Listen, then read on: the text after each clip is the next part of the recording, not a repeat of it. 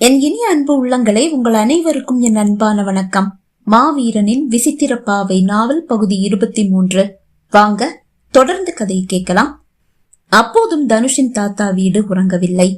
தங்களுக்கு தெரிந்த கதைகளையும் அனுபவங்களையும் ஒவ்வொருவரும் பகிர்ந்து கொண்டிருக்க, தனுஷ், நீ எப்படி இந்த ஊருக்கு வரணும்னு முடிவு செஞ்ச? சித்தன் தாத்தா கேட்டார். தனக்கு ஏற்பட்ட விசித்திர அனுபவங்களை பற்றி கூறிய தனுஷ், தனக்கு விபத்து எப்படி நேர்ந்தது என்று கூறிய அந்த இடத்தில் நிறுத்திவிட்டு அனைவரையும் பார்த்தான். நான் ஓய்வுக்காக அப்பா ஊரை தேர்வு பண்ண காரணம் சித்தன் தாத்தா நீங்க தான் என்று கூற, நானா? வியப்போடு கேட்டார் தாத்தா. ஆமா தாத்தா, நீங்க அடிக்கடி எங்க வீட்டுக்கு வருவீங்க. வரும்போது எல்லாம் அப்பா கிட்ட அப்பாவோட ஊரை பத்தி கேட்பீங்க. அவரும் அவங்க ஊர்ல இருக்கிறவங்க மூட நம்பிக்கையில ஊறி போயிருக்காங்க, அது பிடிக்காம தான் அந்த ஊரை விட்டு வந்துட்டதா சொன்னாரு. அதுக்கு எடுத்துக்காட்டா அவர் ஒரு விஷயத்த சொன்னாரு.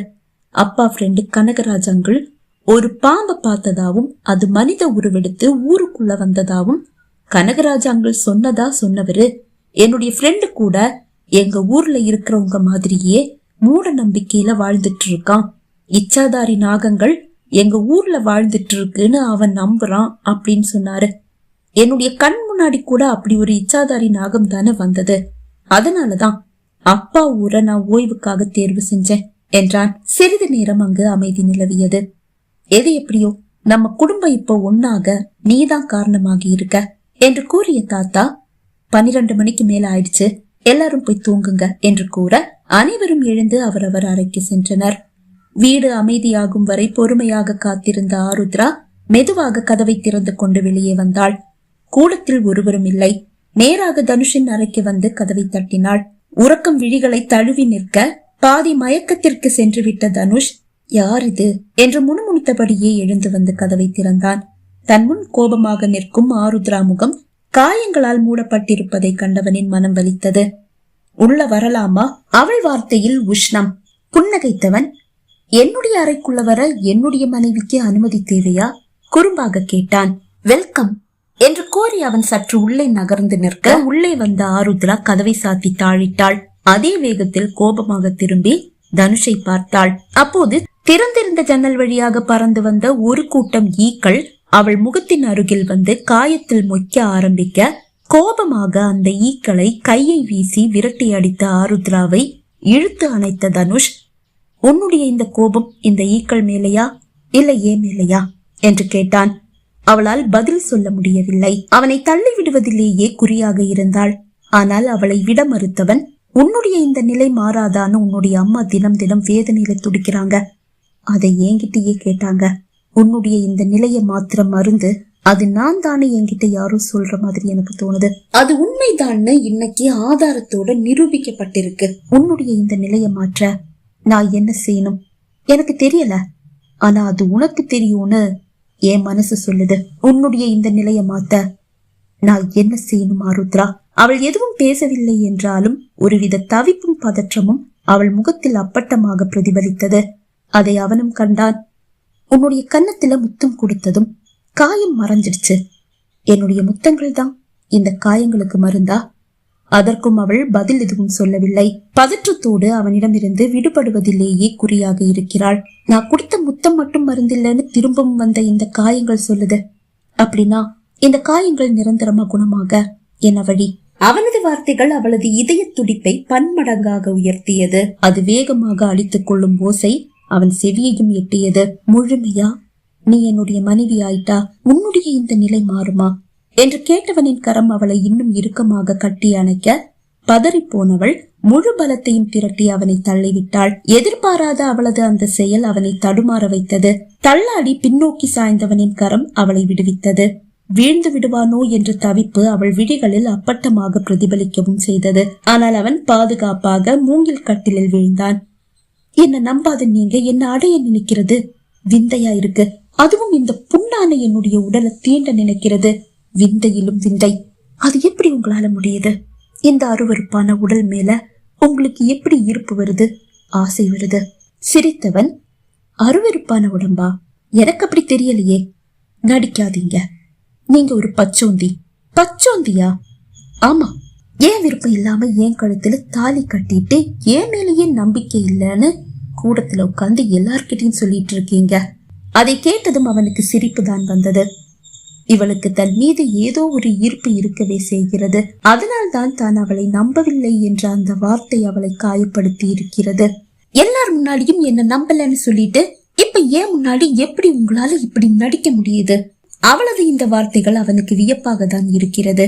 இவளை நம்பவில்லை என்று சொன்னது உண்மை. அதன் பிறகு நடந்த எதையும் இவள் கேட்கவில்லையா, இவள் அறியவில்லையா? தனுஷின் மனதில் கேள்வி எழுந்தாலும் அவளை நம்பவில்லை என்று கூறிய அந்த வார்த்தையை மட்டும் மனதில் வைத்துக் கொண்டு அதன் பிறகு கோபமாக வேறு எதையும் அவள் கேட்கவில்லை என்பது அவனுக்கு புரிந்தது. வாய்விட்டு சிரித்தவன், நீதான் ஆசா பாசங்களை எல்லாம் துறந்த ஒரு துறவியாச்சே, நான் உன்னை நம்பினா என்ன நம்பாட்டி என்ன? இந்த ஊரும் உலகமும் உன்னை நம்பாம தானே இருக்கு. அத பத்தி எல்லாம் நீ கவலைப்படுறது இல்லையே. இப்ப நான் உன்னை நம்பலன்னு சொன்னது மட்டும் உன்னை இப்படி வேதனைப்படுத்துது. அவனது அந்த கேள்வி அவளை பதற வைத்தது. சரி, அதை விடு. இந்த நட்ட நடு ராத்திரி நீ என்னை தேடி வந்த காரணம் என்னவோ? என்ன நம்பாத நீங்க நாளைக்கு என் கழுத்துல கட்டின இந்த தாலியை அறுத்து கோயில் உண்டியல்ல போடணும். இத சொல்லதான் நான் வந்தேன். நான் உன்னை நம்பினா நான் கட்டின தாலியை நீ ஏத்துப்பியா? இல்ல, அப்பவும் என்னால ஏத்துக்க முடியாது. நான் உன்னை நம்பினாலும் நீ இந்த தாலியை ஏத்துக்க போறதில்ல, நம்பாட்டியும் இந்த தாலியை ஏத்துக்க போறதில்ல. அப்புறம் இதுக்காக இந்த தாலியை அறுத்து நான் கோயில் உண்டியல்ல போடணும்? இங்க பாருங்க, என் கோபத்தை அதிகமாக்காதீங்க. நாளைக்கு நாம 2 பேரும் ஒன்னா கோயிலுக்கு போறோம். இந்த தாலியை அறுத்து நீங்க கோயில் உண்டியல்ல போடுறீங்க. அததானே ஆரண்யாவும் சொல்லிட்டு இருந்தா. அவ சொன்னது வேற, நான் சொல்றது வேற. 2க்கும் வித்தியாசம் இருக்கு. எனக்கு அப்படி தெரியல. சும்மா பேசி என் நேரத்தை வீணடிக்க வேண்டாம். நான் உன் அறைக்கு வந்து உன் நேரத்தை வீணடிக்கலையே. நீதான் தேவையில்லாம என் ரூமுக்கு வந்து ஏன் நேரத்தை வீணடிச்சிட்டு இருக்க, என் தூக்கத்தை கெடுத்துட்டு இருக்க. கோபமாக அவனை பார்த்தவள், யார் தூக்கத்தையும் கெடுக்க நான் விரும்பல. என்னை நம்பாத யார் முன்னாடியும் நின்னு பேசவும் நான் விரும்பல என்று கூறிவிட்டு அவள் திரும்பி ஒரு அடிதான் எடுத்து வைத்தாள். நீ இந்த ரூம்ல வந்து நின்னு பேசுறதால மட்டும் என் தூக்கம் கெடாது. உன்னுடைய நினைவுகள், உன் மேல நான் வச்சிருக்கிற ஆசை, காதல், அது எல்லாம் தான் என் தூக்கத்தை கெடுக்குது. நான் உனக்காக ஏங்குறேன்னு உனக்கே தெரியும். அதை புரிஞ்சுக்கிட்டு நீ எப்ப என் கூட வந்து சேர போற? கோபமாக திரும்பி அவனை பார்த்தவள், நீங்க சொன்ன எதுவும் இந்த ஜென்மத்துல நடக்காது. தலையை விடக்கென்று திருப்பிக் கொண்டு அந்த அறையில் இருந்து அவள் வெளியே சென்று விட்டாள்.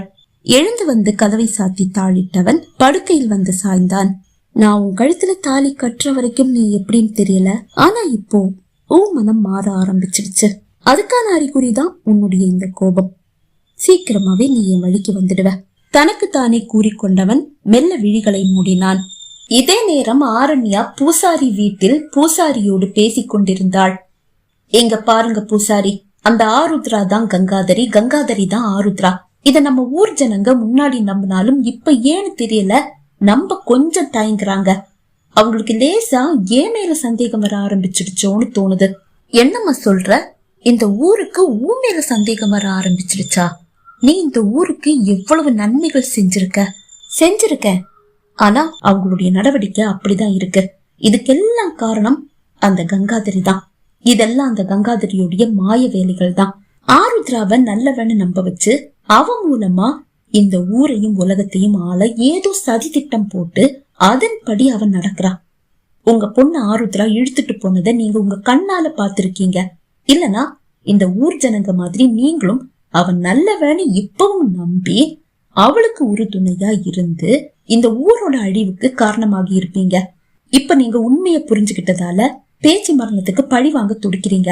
அதனாலதான் ஆருத்ராவை நம்பல என்ற விஷயத்த நீங்க என்கிட்ட வந்து சொன்னீங்க. இந்த ஊரே ஒன்னா நின்னு எதிர்த்தாலும் நீங்க மட்டும் எனக்கு துணையா இருந்தா நான் அந்த ஆருத்ராவை ஜெயிச்சு எல்லாத்துக்கும் ஒரு முடிவு கட்டிடுவேன். எனக்கு உதவ முடியுமா என்று கேட்டாள். கண்டிப்பா உதவுறேம்மா, என்ன செய்யணும்னு மட்டும் சொல்லு. எங்க பெருசா எதுவும் செய்ய வேண்டாம் பூசாரி. ஆருத்ராவோட நான் சண்டை போடும்போது கோயில்ல எரிஞ்சிட்டு இருக்கிற விளக்குகளை அணைச்சு வச்சுட்டா மட்டும் போதும். அதை கேட்டு அதிர்ந்த பூசாரி, கோயில்ல இருக்கிற விளக்குகளை நான் ஏன் அணைக்கணும்? நீ நல்லவதானே, அப்ப கடவுளுக்கு ஏத்தி வச்சிருக்கிற விளக்கு ஏன் அணைக்க சொல்ற? நான் நல்லவதான், ஆனா கடவுள் நல்லவன் கெட்டவன் எல்லாருக்கும் பொதுவானவன். ஆருத்ரா கெட்டவளை ஆனாலும் அவளும் உதவின்னு கடவுள் கிட்ட கேட்டா அந்த கடவுள் கண்டிப்பா அவளுக்கு உதவி செய்வான். அதை தடுக்க தான் விளக்கு அணைக்க சொன்னேன். புரியுதா? பூசாரி ஆரண்யாவை நம்புவது போல் நடித்து, நீ விளக்கி சொல்லும் போதுதாம்மா எனக்கே புரியுது. சரிம்மா, நீ சொல்ற மாதிரியே நான் செஞ்சிடுறேன். நல்லது. இனி அந்த ஆருத்ரா தனுஷ் 2 பேரும் ஏதாவது ரகசியம் சொல்லி உங்ககிட்ட சொன்னா அத அப்படியே வந்து என்கிட்ட சொல்லுங்க. எதுவா இருந்தாலும் நான் பாத்துக்கிறேன். எதையும் என்கிட்ட இருந்து நீங்க மறைக்க கூடாது. இல்லம்மா, என் பேச்சியுடைய மரணத்துக்கு எனக்கு நியாயம் கிடைக்கணும். அதுக்காக நான் என்ன வேணும்னாலும் செய்வேன். அப்ப சரி, நீங்க நிம்மதியா தூங்கலாம் என்று கூறியவள் அங்கிருந்து விடை பெற்றாள். மறுநாள் காலை 4 மணி ஆன போதே எழுந்துவிட்ட ஆருத்ரா நேராக தனுஷின் அறைக்கு வந்து கதவை தட்ட, அதுவரை தூங்காமல் ஏதோ சிந்தனையில் மூழ்கி கிடந்த தனுஷ் எழுந்து வந்து கதவை திறந்தான். வாசலில் நிற்கும் ஆருத்ராவை கண்டதும் குட் மார்னிங் என்றான். அதற்கு பதில் கூறாமல், வீட்டுல எல்லாரும் நல்லா தூங்கிட்டு இருக்காங்க, யாருக்கும் எதுவும் தெரிய வேண்டாம், வாங்க கோயிலுக்கு போலாம். கோயிலுக்கா? எதுக்கு? நான் தான் நேற்றுக்கு ராத்திரியே சொன்னேனே, என் கழுத்துல நீங்க கட்டின தாலிய கழட்டி கோயில் உண்டியல்ல போடுங்க.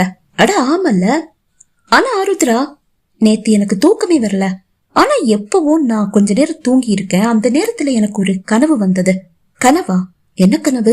அந்த கனவுல கூட நீ சொன்ன மாதிரி உன் கழுத்துல நான் கட்டின தாலிய கழட்டி கோயில் உண்டியல்ல போடுறேன்.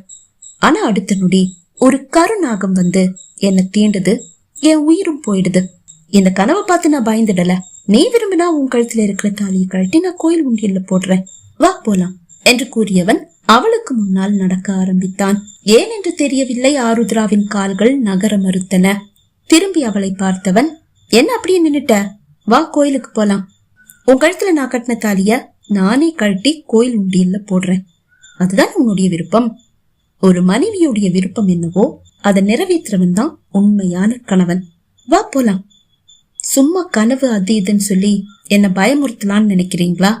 நான் தான் சொன்னேனே, உன்னை பயமுறுத்தவும் விரும்பல, நானும் பயப்படல. வா போலாம். அவன் நடக்க தயங்கி தயங்கி அவன் பின்னால் நடந்தாள் ஆருத்ரா. பகுதி 23 நிறைவடைந்தது. பகுதி 24 உங்களை சந்திக்கும் வரை விடை பெறுகிறேன். நன்றி, வணக்கம்.